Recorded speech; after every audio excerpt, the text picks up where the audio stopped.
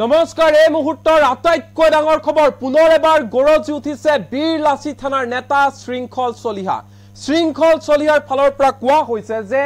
দেশ জাতিৰ বাবে মই শহীদ হ'বলৈ সাজু আছো দেশৰ বাবে জাতিৰ বাবে মই মৰিবলৈ সম্পূৰ্ণ সাজু আছো মই ভয় নকৰো সমান্তৰালকৈ শৃংখল চলিহাৰ ফালৰ পৰা কোৱা হৈছে জিতু ৰঙৰ গুলি মোৰ বুকুত সোমাব জিতু ৰঙৰ গুলি মোৰ বুকুত সোমাব হে ৰং অসমত নাথাকিব এনে ধৰণে মন্তব্য প্ৰকাশ কৰিছে বীৰলাচি থানাৰ নেতা শৃংখল চলিহা কেৱল ইমানে নহয় শৃংখল চলিহাৰ ফালৰ পৰা হুংকাৰ দিয়া হৈছে যদিহে অসমৰ খিলঞ্জীয়া জনগণে বিচাৰে যে বীৰলাচি থানা প্ৰত্যক্ষভাৱে ৰাজনীতিত আহিব লাগে তেনেহলে আমি ৰাজনীতিলৈ আহিবলৈ সম্পূৰ্ণ সাজু আছো এই মুহূৰ্তত লৈ আহিছো এই ডাঙৰ খবৰ দেশ জাতিৰ বাবে মৰিবলৈ মই ভয় নকৰো এই হুংকাৰ দিছে শৃংখল চলিহাই দেশ জাতিৰ বাবে মই শহীদ হ'বলৈ সাজু আছো মই মৰিবলৈ সাজু শহীদ হ'বলৈ সম্পূৰ্ণ সাজু আছো মই কাকো ভয় নকৰো দেশক লৈ জাতিক লৈ মই কাহানিও কম্প্ৰমাইজ নকৰো কাহানিও কম্প্ৰমাইজ কৰাও নাছিলো যদি কোনোবা বাংলাদেশীয়ে মোক হত্যা কৰিম বুলি ভাবিছে তেনেহলে মনত ৰখা ভাল মই অকলে কিন্তু নমৰো তেওঁলোকে মনত ৰখা ভাল শৃংখল চলিহা অকলে নমৰে লগত 2-4টাক লৈ যোৱা হ'ব এনেধৰণে হুংকাৰ প্ৰদান কৰিছে শৃংখল চলিহা তাতোতকৈ ডাঙৰ কথাটো হৈছে জিতু ৰঙৰ গুলি মোৰ বুকুত সোমাব সেই ৰং অসমত নাথাকিব যুঁজিবলৈ মৰিবলৈ মই সম্পূৰ্ণ সাজু আছো মন্তব্য শৃংখল চলিহাৰ য'ত বেদখল হৈছে তাত উচ্ছেদ হ'বই তাত বেয়া পাই লাভ নাই বেদখল কৰিছে উচ্ছেদ হ'ব সিধা সিধি কথা সন্দেহযুক্ত মূলৰ মানুহে অসমৰ জনগাঁথনি সম্পূৰ্ণৰূপে সলনি কৰিছে জাতি ধৰ্ম বৰ্ণ ভাষা নিৰ্বিশেষে বাংলাদেশী মূলৰ মানুহক উচ্ছেদ কৰিবই লাগিব এই মন্তব্য কৰিছে শৃংখল চলিহাই অসমৰ খিলঞ্জীয়া লোকৰ অস্তিত্ব সুৰক্ষাৰ প্ৰতি লক্ষ্য ৰাখি কঠোৰ পদক্ষেপ লওক হিমন্ত বিশ্ব শৰ্মা চৰকাৰে আহ্বান জনাইছে বীৰলাচি থানাৰ নেতা শৃংখল চলিহাই অসমৰ খিলঞ্জীয়া জনগণে বিচাৰিলে প্ৰত্যক্ষ ৰাজনীতিত আহিবলৈ আমি সম্পূৰ্ণ সাজু আছো আমি প্ৰত্যক্ষ ৰাজনীতিলৈ আহিম যদিহে খিলঞ্জীয়া জনগণে আমাক বিচাৰে প্ৰয়োজনত গণ অভিৱৰ্তন দিয়া হ'ব বুলি হুংকাৰ প্ৰদান কৰিছে শৃংখল চলিহাই যেহেতু বৰ্তমান সময়ত শৃংখল চলিহাৰ নিৰাপত্তাক লৈ প্ৰশ্ন আহি পৰিছিল আৰু ইয়াৰ মাজতে দুজনকৈ দেশৰক্ষী দিয়া হৈছিল আৰক্ষীৰ ফালৰ পৰা শৃংখল চলিহাক এই সমগ্ৰ বিষয় সন্দৰ্ভত নিজৰ প্ৰতিক্ৰিয়া প্ৰকাশ কৰি শৃংখল চলিহাৰ ফালৰ পৰা কোৱা হৈছে মই মৰিবলৈ ভয় নকৰো দেশৰ বাবে জাতিৰ বাবে শ্বহীদ হ'বলৈ মই ভয় নকৰো মই অকলে নমৰ 2-4টাক লগত লৈ যাম সমান্তৰালকৈ শৃংখল চলিহাৰ তাৎপৰ্যপূৰ্ণ মন্তব্য যে জিতু ৰঙৰ গুলি মোৰ বুকুত সোমাব সেই ৰং অসমতে নাথাকিব এই মুহূৰ্তত শৃংখল চলিহাৰ মন্তব্য আমাৰ লগত আছে কি কৈছে কোনো স্পষ্ট কথা য'ত বেদখল হৈছে তাত উচ্ছেদ হ'ব লাগিব এই কথাটো একদম স্পষ্ট জাতি ধৰ্ম বৰ্ণ ভাষা নিৰ্বিশেষে বাংলাদেশী মূলৰ মানুহখিনি উচ্ছেদ কৰিব লাগিব সেই হিন্দু বাংলাদেশী হওক সেই মুছলমান বাংলাদেশী হওক উচ্ছেদ কৰিব লাগিব আৰু এই সন্দেহযুক্ত মূলৰ মানুহখিনি আমাৰ অসমৰ জনগাঁথনি সাংঘাতিক ধৰণে পৰিৱৰ্তন কৰিছে আৰু এনেকৈ যদি হৈ থাকে আমি আৰু সংখ্যালঘু হ'বলৈ বেছি সময় নাই ইতিমধ্যে আমি প্ৰায়বোৰ বহুতো জিলাত আমি সংখ্যালঘু হৈছোঁ এটা ঢিঙত এখন গাঁও আছিলে আহোম গাঁও তাত আজি এজনো আহোম মানুহ নাই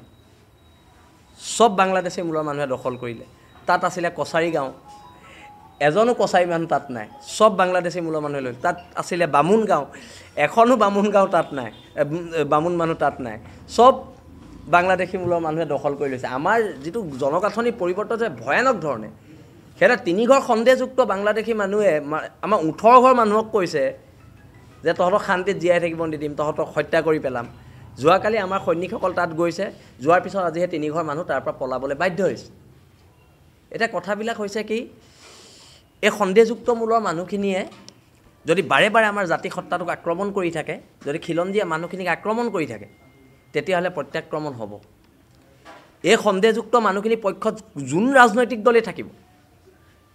সেই ৰাজনৈতিক দলৰ বিৰুদ্ধে প্ৰতিবাদ হ'ব আৰু এই ৰাজনৈতিক দলক বয়কট কৰা হ'ব অসমৰ পৰা এইবিলাক একদম স্পষ্টকৈ আমি কৈ দিছোঁ ইয়াত ৰাজনীতি ঊৰ্ধত গৈ জাতি বচোৱাৰ সংগ্ৰামখন যোনে কৰিব বীৰলাচি থানা অসমৰ সৈনিকসকল তেখেতসকলৰ লগত থাকিব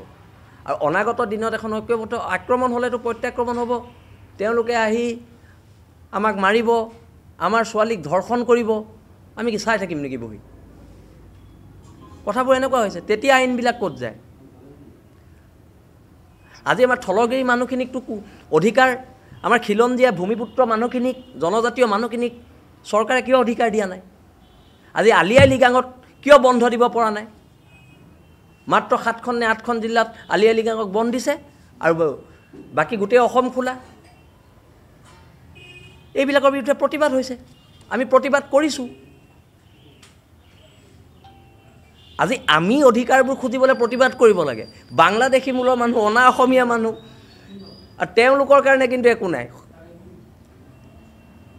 আৰু সেইকাৰণে আমি কৈছোঁ যে খিলঞ্জীয়া মানুহৰ অস্তিত্ব ৰক্ষাৰ এখন সংগ্ৰাম, আৰু এই সংগ্ৰামখনত আমি জিকিম। আমাৰ ইতিহাস আছে, সৌৰ্য বিদ্ৰোহ মহিয়ান আমি এটা জাতি, আমাৰ ইতিহাস আছে। আমি বাংলাদেশৰ পৰা পলাই ইয়ালৈ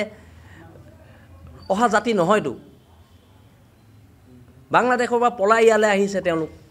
আহি ইয়াত তেওঁলোকৰ বৰ কথা আমাৰ মাটি দখল কৰিছে। কাইলৈ আমাৰ মাজুলী সত্ৰ দখল কৰিব। প্ৰতিবাদবোৰ ভৱিষ্যতৰ কাৰণে হৈ আছে, ভৱিষ্যত প্ৰজন্মক বচোৱাৰ প্ৰতিবাদ হৈ আছে। হিন্দু মুছলমানৰ ঊৰ্ধত এইবোৰ প্ৰতিবাদ হৈ আছে। খিলঞ্জীয়া জাতি সত্তাটো বচোৱাৰ বাবে এইবোৰ প্ৰতিবাদ হৈ আছে। খিলঞ্জীয়া মানুহখিনি বাচিব লাগিব। আজি আপুনি বৰপেটাত যাওক, বৰপেটাত খিলঞ্জীয়া দেশী গৰীয়া মানুহখিনিৰ কি অৱস্থা আপোনালোকে এবাৰ সোধকগৈ। সৌখিদিনা গোটেই দেশী মানুহখিনি আহি আমাক লগ কৰিছে, কৈছে যে বাংলাদেশী মূলৰ মানুহে আমাৰ মাটি বাৰী চব দখল কৰি ল'লে। সৌদিনা ঢিঙত মোক এজন ল'ৰাই মোক কৈছে যে দাদা, যদি মোৰ ছোৱালী জন্ম হয়, মই তেন্তে ইয়াত মাটি বিকি পেলাই বেলেগলৈ গুচি যাব লাগিব। আৰে, আমাৰ ইমান নিৰাপত্তা নাইকিয়া হৈছে, ইমান নিৰাপত্তা নাইকিয়া হৈছে। কাৰ সাহসত ইমান উৎপাত বাঢ়িছে? কথাবিলাক এনেকুৱা। যদি অসমত খিলঞ্জীয়া ল'ৰা এটাৰ ছোৱালী এজনী জন্ম হ'লে যদি মাটি বিকি বেলেগলৈ গুচি যাবলগীয়া হয়, তেন্তে ভাবক আমি কিমান ভয়ানক দিনত আছোঁ। ভাবক আমাৰ আহিবলগীয়া প্ৰজন্মই ক'ত খোজকাঢ়িব, এইটো কথা ভাবিবলৈ অসমৰ মানুহৰ হৈ গ'ল, আমাৰ খিলঞ্জীয়া মানুহখিনি হৈ গ'ল এইখিনি কথা ভাবিবলৈ।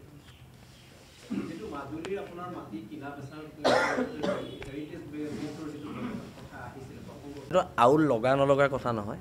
আমি অসমৰ খিলঞ্জীয়া জনগণৰ ওচৰত দায়বদ্ধ। 2021 যেতিয়া দল গঠনৰ এটা প্ৰক্ৰিয়া চলিছিলে, যেতিয়া এটা দল গঠন হৈছিলে অসম জাতীয় পৰিষদ, তাৰপিছত আমি ক'লোঁ যে আৰু এটা ছাতিৰ প্ৰয়োজন আছে য'ত থাকিব পাৰে সকলো আঞ্চলিকতাবাদত বিশ্বাসী মানুহ। সেই ছাতিটোৰ নাম হৈছিলে ৰাইজৰ দল। আৰু ৰাইজৰ দল গঠন কৰাৰ সময়ত অসমৰ জনগণে আমাক কৈছিলে যে আপোনালোক প্ৰত্যক্ষ ৰাজনীতিত নাযাব। আৰু সেই সময়ত আমি ৰাইজৰ দল গঠন প্ৰক্ৰিয়াটো যেতিয়া মৰাণত শেষ হৈছে, আমি লগে লগে ৰাইজৰ দল গঠন কৰি আমি ওলাই আহিছোঁ ৰাইজৰ দলৰ পৰা। পৰৱৰ্তী বিষয়বোৰ ইতিহাস। কিন্তু কথাটো হৈছে, যদি অসমৰ খিলঞ্জীয়া জনগণে কয় যে প্ৰত্যক্ষভাৱে ৰাজনৈতিক যুদ্ধ এখনৰ প্ৰয়োজনীয়তা আছে, তেতিয়াহ'লে এইটো কথা নহয় যে ইলেকশ্যন আমিয়ে খেলিব লাগিব। ভাল মানুহ আছে, আমাৰ লগত যোগাযোগ কৰি আছে, আঞ্চলিকতাবাদত বিশ্বাসী ভাল মানুহ আছে। যদি এইটো হয়, এইটো সময়ত গম পাব। এতিয়া 2024 হৈছে, সময় বহুত আছে। আৰু এই বিষয়ে আমি অসমৰ খিলঞ্জীয়া জনগণৰ লগত কথা বতৰা পাতিম। প্ৰয়োজনত গণ অভিৱৰ্তন দিয়া হ'ব, তাত কথা বতৰাবোৰ আলোচনা হ'ব। আমি কৈ দিওঁ, দেহৰক্ষীৰ যিটো প্ৰসংগ, কালি মই মাজুলীৰ পৰা আহি থাকোঁতে মই মৰাণ পাওঁতে মোলৈ এটা ফোন আহিছিলে, কৈছিলে যে আপোনাক দেহৰক্ষী প্ৰদান কৰাইছে। তাৰপৰা মই শিৱসাগৰ পালোহি, ঘৰ পালোহি। তেতিয়া মই সন্মানেৰে 2জন দেহৰক্ষীক মই ঘৰলৈ যাবলৈ ক'লোঁ। মোক দেহৰক্ষীৰ প্ৰয়োজনীয়তা নাই বুলি ক'লোঁ। তাৰপৰা আজি ৰাতিপুৱা আকৌ 2জন দেহৰক্ষী দিছে আৰু মোক কৈছে যে আপুনি ল'বই লাগিব, আপোনাৰ জীৱনৰ প্ৰতি ভাবুকি আছে, মৌলবাদীৰ ভাবুকি আছে বুলি এনেধৰণৰ এষাৰ কথা কোৱা হৈছে। এতিয়া কথাটো হৈছে কি, দেশ জাতিৰ বাবে শ্বহীদ হ'বলৈ মই সাজু আছোঁ। দেশক লৈ, জাতিক লৈ কোনো ধৰণৰ কম্প্ৰমাইজ কৰা নহ'ব। যদি কোনোবা বাংলাদেশীয়ে মোক হত্যা কৰিম বুলি ভাবিছে, তেনেহ'লে এটা কথা স্পষ্ট, শৃংখল চলিহা কিন্তু অকলে নমৰে, লগত 2-4টাক লৈ যোৱা হ'ব। আৰু সেইকাৰণে মই কৈছিলোঁ যে গৃহ বিভাগক মোক এটা বন্দুক দিয়ক, কিন্তু মোক বন্দুকটো দিয়া নাই। মোক এখন বন্দুকৰ লাইচেঞ্চ দিয়ক বুলি কৈছিলোঁ, সেইটো মোক দিয়া নাই। আৰু এটা কথা, যিটো ৰঙৰ গুলিয়ে মোৰ বুকু সোমাব সেইটো ৰং অসমত নাথাকিব সেইটো কথা একদম স্পষ্টকৈ কৈ দিয়া হৈছে আৰু যুঁজিবলৈ মৰিবলৈ আমি সাজু আছোঁ একদম স্পষ্ট কথা আৰু অনাগত দিনত খিলঞ্জীয়া মানুহৰ হিন্দু মুছলমানৰ ঊৰ্ধত গৈ খিলঞ্জীয়া মানুহৰ অধিকাৰ ৰক্ষাৰ যুঁজখন আমাৰ চলি যাব আৰু বীৰ লাচিত সেনাৰ প্ৰত্যেক সৈনিক মোৰ সাহস অসমৰ খিলঞ্জীয়া জনগণ মোৰ সাহস আৰু খিলঞ্জীয়া জনগণে মোক নিৰাপত্তা দিব বুলি মই সদায় ভাবোঁ আৰু তথাপিতো চৰকাৰে যিহেতু কৈছে কিবা ইনপুট থাকিব পাৰে তেখেতলোকৰ সেই বিষয়ে মই জ্ঞাত নহয় আৰু অনাগত দিনত মই পুনৰ কৈছোঁ এখন ঐক্যবদ্ধ সংগ্ৰাম হ'ব দুইজন গুৱাহাটীৰ পৰা আহিছে তেওঁলোক স্পেচিয়েল ব্ৰাঞ্চৰ মানুহ বুলি কৈছে আহিছে আৰু আমাক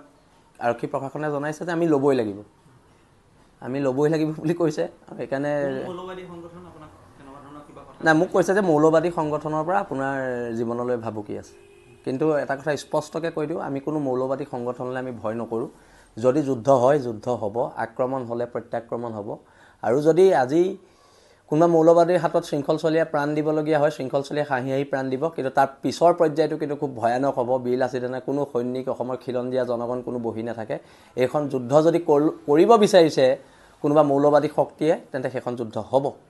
সেইটো স্পষ্ট কথা অসমৰ খিলঞ্জীয়া জনগণ অসমীয়া মানুহৰ কাৰণে যদি জীৱন দিব লাগে তাতকৈ আৰু ভাগ্যৰ কথা কি আছে তাতকৈ ভাগ্যৰ কথা কিবা থাকিব পাৰে নেকি আৰু এটা কথা স্পষ্ট মই পুনৰ কৈ দিছোঁ প্ৰত্যেক মৌলবাদী সংগঠনক মই সকীয়াই দিছোঁ এটা কথা আমি যুঁজৰ কুকুৰা হয় আমি যুঁজত মৰিম কিন্তু আমি অকলে নমৰোঁ সেইটো কথা একদম স্পষ্ট কথা য'ত বেদখল হৈছে তাত উচ্ছেদ হ'ব লাগিব সেই কথাটো একদম স্পষ্ট জাতি ধৰ্ম বৰ্ণ ভাষা নিৰ্বিশেষে বাংলাদেশী মূলৰ মানুহখিনি উচ্ছেদ কৰিব লাগিব সেই হিন্দু বাংলাদেশী হওক সেই মুছলমান বাংলাদেশী হওক উচ্ছেদ কৰিব লাগিব আৰু এই সন্দেহযুক্ত মূলৰ মানুহখিনি আমাৰ অসমৰ জনগঠনি সাংঘাতিক ধৰণে পৰিৱৰ্তন কৰিছে আৰু এনেকৈ যদি হৈ থাকে আমি আৰু সংখ্যালঘু হ'বলৈ বেছি সময় নাই ইতিমধ্যে আমি প্ৰায়বোৰ বহুতো জিলাত আমি সংখ্যালঘু হৈছোঁ এটা ঢিঙত এখন গাঁও আছিলে আহোম গাঁও তাত আজি এজনো আহোম মানুহ নাই সব বাংলাদেশী মূলৰ মানুহে দখল কৰিলে তাত আছিলে কছাৰী গাঁও এজনো কছাৰী মানুহ তাত নাই সব বাংলাদেশী মূলৰ মানুহে লৈ তাত আছিলে বামুণ গাঁও এখনো বামুণ গাঁও তাত নাই বামুণ মানুহ তাত নাই সব বাংলাদেশী মূলৰ মানুহে দখল কৰি লৈছে আমাৰ যিটো জনগাঁথনি পৰিৱৰ্তন যে ভয়ানক ধৰণে সেটা 3 ঘৰ সন্দেহযুক্ত বাংলাদেশী মানুহে আমাৰ 18 ঘৰ মানুহক কৈছে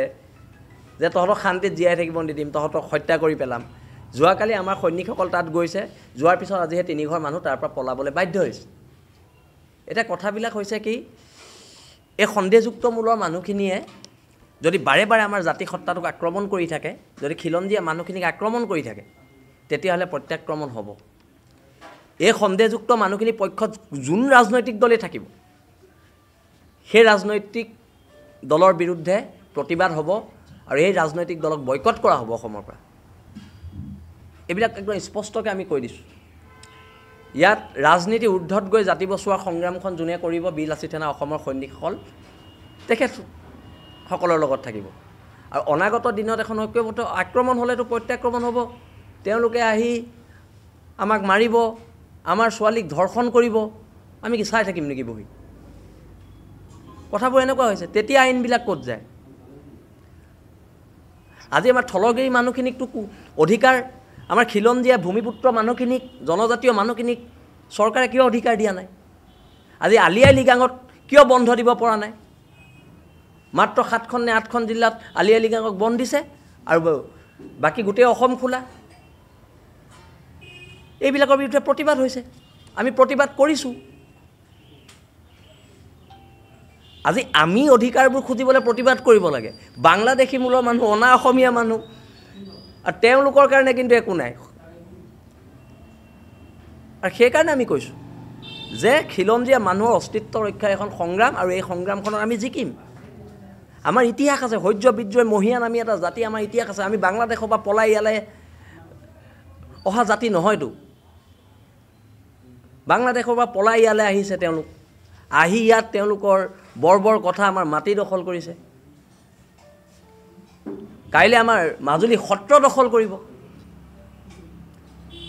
প্ৰতিবাদবোৰ ভৱিষ্যতৰ কাৰণে হৈ আছে ভৱিষ্যত প্ৰজন্মক বচোৱাৰ প্ৰতিবাদ হৈ আছে হিন্দু মুছলমানৰ ঊৰ্ধত এইবোৰ প্ৰতিবাদ হৈ আছে খিলঞ্জীয়া জাতি সত্তাটো বচোৱাৰ বাবে এইবোৰ প্ৰতিবাদ হৈ আছে খিলঞ্জীয়া মানুহখিনি বাচিব লাগিব আজি আপুনি বৰপেটাত যাওক বৰপেটাত খিলঞ্জীয়া দেশী গৰীয়া মানুহখিনিৰ কি অৱস্থা আপোনালোকে এবাৰ সোধকগে সৌখিদিনা গোটেই দেশী মানুহখিনি আহি আমাক লগ কৰিছে কৈছে যে বাংলাদেশী মূলৰ মানুহে আমাৰ মাটি বাৰী সব দখল কৰি ল'লে হয়না ঢিঙত মোক এজন ল'ৰাই মোক কৈছে যে দাদা যদি মোৰ ছোৱালী জন্ম হয় মই তেন্তে ইয়াত মাটি বিকি পেলাই বেলেগলৈ গুচি যাব লাগিব আৰে আমাৰ ইমান নিৰাপত্তা নাইকিয়া হৈছে কাৰ সাহসত ইমান উৎপাত বাঢ়িছে কথাবিলাক এনেকুৱা যদি অসমত খিলঞ্জীয়া ল'ৰা এটাৰ ছোৱালী এজনী জন্ম হ'লে যদি মাটি বিকি বেলেগলৈ গুচি যাবলগীয়া হয়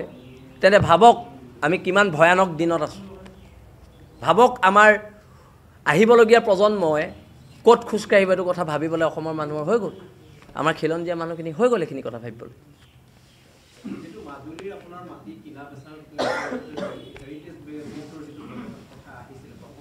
আউল লগা নলগাৰ কথা নহয়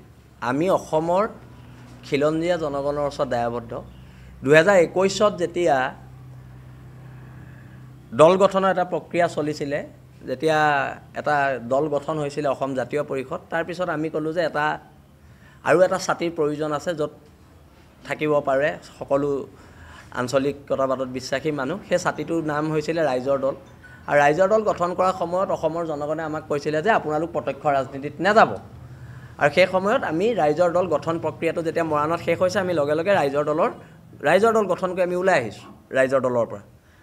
পৰৱৰ্তী বিষয়বোৰ ইতিহাস কিন্তু কথাটো হৈছে যদি অসমৰ খিলঞ্জীয়া জনগণে কয় যে প্ৰত্যক্ষভাৱে ৰাজনৈতিক যুদ্ধ এখনৰ প্ৰয়োজনীয়তা আছে তেতিয়াহ'লে এইটো কথা নহয় যে ইলেকশ্যন আমিয়ে খেলিব লাগিব ভাল মানুহ আছে আমাৰ লগত যোগাযোগ কৰি আছে আঞ্চলিকতাবাদত বিশ্বাসী ভাল মানুহ আছে যদি এইটো হয় এইটো সময়ত গম পাব এতিয়া 2024 হৈছে সময় বহুত আছে আৰু এই বিষয়ে আমি অসমৰ খিলঞ্জীয়া জনগণৰ লগত কথা বতৰা পাতিম প্ৰয়োজনত গণ অভিৱৰ্তন দিয়া হ'ব তাত কথা বতৰাবোৰ আলোচনা হ'ব আমি কৈ দিওঁ দেহৰক্ষীৰ যিটো প্ৰসংগ কালি মই মাজুলীৰ পৰা আহি থাকোঁতে মই মৰাণ পাওঁতে মোৰ এটা ফোন আহিছিলে কৈছিলে যে আপোনাক দেহৰক্ষী প্ৰদান কৰা হৈছে তাৰপৰা মই শিৱসাগৰ পালোহি ঘৰ পালোহি তেতিয়া মই সন্মানেৰে দুইজন দেহৰক্ষীক মই ঘৰলৈ যাবলৈ ক'লোঁ মোক দেহৰক্ষীৰ প্ৰয়োজনীয়তা নাই বুলি ক'লোঁ তাৰপৰা আজি ৰাতিপুৱা আকৌ দুজন দেহৰক্ষী দিছে আৰু মোক কৈছে যে আপুনি ল'বই লাগিব আপোনাৰ জীৱনৰ প্ৰতি ভাবুকি আছে মৌলবাদীৰ ভাবুকি আছে বুলি এনেধৰণৰ এষাৰ কথা কোৱা হৈছে এতিয়া কথাটো হৈছে কি দেশ জাতিৰ বাবে শ্বহীদ হ'বলৈ মই সাজু আছোঁ দেশক লৈ জাতিক লৈ কোনো ধৰণৰ কম্প্ৰমাইজ কৰা নহ'ব যদি কোনোবা বাংলাদেশীয়ে মোক হত্যা কৰিম বুলি ভাবিছে তেনেহ'লে এটা কথা স্পষ্ট শৃংখল চলিয়া কিন্তু অকলে নমৰে লগত 2-4টাক লৈ যোৱা হ'ব আৰু সেইকাৰণে মই কৈছিলোঁ যে গৃহ বিভাগক মোক এটা বন্দুক দিয়ক কিন্তু মোক বন্দুকটো দিয়া নাই মোক এখন বন্দুকৰ লাইচেঞ্চ দিয়ক বুলি কৈছিলোঁ সেইটো মোক দিয়া নাই আৰু এটা কথা যিটো ৰঙৰ গুলিয়ে মোৰ বুকু সোমাব সেইটো ৰং অসমত নাথাকিব সেইটো কথা একদম স্পষ্টকৈ কৈ দিয়া হৈছে আৰু যুঁজিবলৈ মৰিবলৈ আমি সাজু আছোঁ একদম স্পষ্ট কথা আৰু অনাগত দিনত খিলঞ্জীয়া মানুহৰ হিন্দু মুছলমানৰ ঊৰ্ধত গৈ খিলঞ্জীয়া মানুহৰ অধিকাৰ ৰক্ষাৰ যুঁজখন আমাৰ চলি যাব আৰু বীৰ লাচিত সেনাৰ প্ৰত্যেক সৈনিক মোৰ সাহস অসমৰ খিলঞ্জীয়া জনগণ মোৰ সাহস আৰু খিলঞ্জীয়া জনগণে মোক নিৰাপত্তা দিব বুলি মই সদায় ভাবোঁ আৰু তথাপিতো চৰকাৰে যিহেতু কৈছে কিবা ইনপুট থাকিব পাৰে তেখেতলোকৰ সেই বিষয়ে মই জ্ঞাত নহয় আৰু অনাগত দিনত মই পুনৰ কৈছোঁ এখন ঐক্যবদ্ধ সংগ্ৰাম হ'ব দুইজন গুৱাহাটীৰ পৰা আহিছে তেওঁলোক স্পেচিয়েল ব্ৰাঞ্চৰ মানুহ বুলি কৈছে আহিছে আৰু আমাক আৰক্ষী প্ৰশাসনে জনাইছে যে আমি ল'বই লাগিব বুলি কৈছে আৰু সেইকাৰণে নাই মোক কৈছে যে মৌলবাদী সংগঠনৰ পৰা আপোনাৰ জীৱনলৈ ভাবুকি আছে কিন্তু এটা কথা স্পষ্টকৈ কৈ দিওঁ আমি কোনো মৌলবাদী সংগঠনলৈ আমি ভয় নকৰোঁ যদি যুদ্ধ হয় যুদ্ধ হ'ব আক্ৰমণ হ'লে প্ৰত্যাক্ৰমণ হ'ব আৰু যদি আজি কোনোবা মৌলবাদীৰ হাতত শৃংখল চলিয়া প্ৰাণ দিবলগীয়া হয় শৃংখল চলিয়া হাঁহি প্ৰাণ দিব কিন্তু তাৰ পিছৰ পৰ্যায়টো কিন্তু খুব ভয়ানক হ'ব বীৰ লাচিত সেনা কোনো সৈনিক অসমৰ খিলঞ্জীয়া জনগণ কোনো বহি নাথাকে এইখন যুদ্ধ যদি কৰিব বিচাৰিছে কোনোবা মৌলবাদী শক্তিয়ে তেন্তে সেইখন যুদ্ধ হ'ব সেইটো স্পষ্ট কথা অসমৰ খিলঞ্জীয়া জনগণ অসমীয়া মানুহৰ কাৰণে যদি জীৱন দিব লাগে তাতকৈ আৰু ভাগ্যৰ কথা কি আছে তাতকৈ ভাগ্যৰ কথা কিবা থাকিব পাৰে নেকি আৰু এটা কথা স্পষ্ট মই পুনৰ কৈ দিছোঁ প্ৰত্যেক মৌলবাদী সংগঠনক মই সকীয়াই দিছোঁ এটা কথা আমি যুঁজৰ কুকুৰা হয় আমি যুঁজত মৰিম কিন্তু আমি অকলে নমৰোঁ সেইটো কথা একদম স্পষ্ট কথা য'ত য'ত বেদখল হৈছে তাত উচ্ছেদ হ'ব লাগিব সেই কথাটো একদম স্পষ্ট জাতি ধৰ্ম বৰ্ণ ভাষা নিৰ্বিশেষে বাংলাদেশী মূলৰ মানুহখিনি উচ্ছেদ কৰিব লাগিব সেই হিন্দু বাংলাদেশী হওক সেই মুছলমান বাংলাদেশী হওক উচ্ছেদ কৰিব লাগিব আৰু এই সন্দেহযুক্ত মূলৰ মানুহখিনি আমাৰ অসমৰ জনগঠনি সাংঘাতিক ধৰণে পৰিৱৰ্তন কৰিছে